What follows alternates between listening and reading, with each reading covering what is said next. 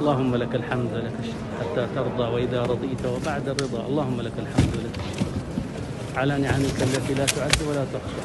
رجعت المصاحف نرجعها الآن في المسجد النبوي في مسجد الحبيب المصطفى سيدنا محمد صلى الله عليه وسلم.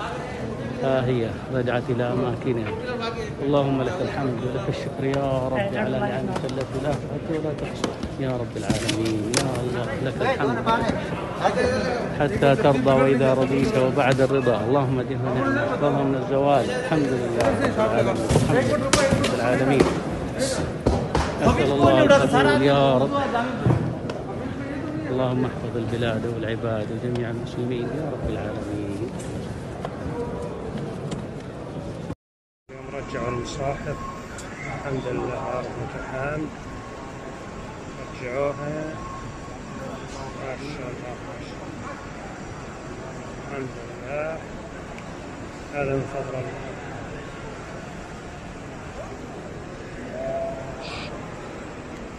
هذه العربية اللهم لك الحمد. اليوم ليلة 23 تم إعادة المصاحف في الحرم المدني.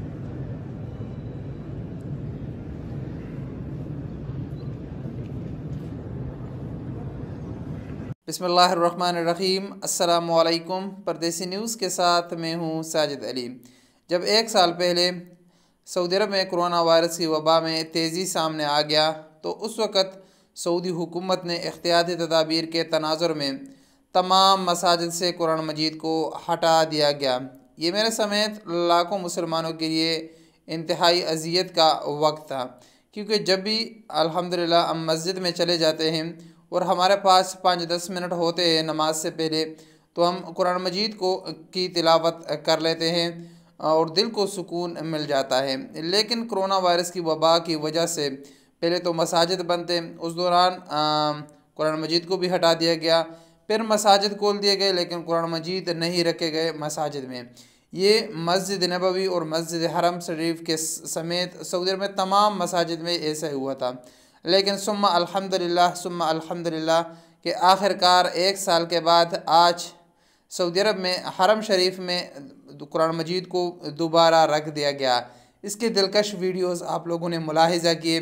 अल्हम्दुलिल्लाह अब सऊदी अरब में बाकी भी तमाम मसाजिद है, इंशाअल्लाह वहाँ पर भी कुरान मजीद दोबारा रख दिया जाएगा और दोबारा इंशाअल्लाह रौनक बहाल हो जाएगी।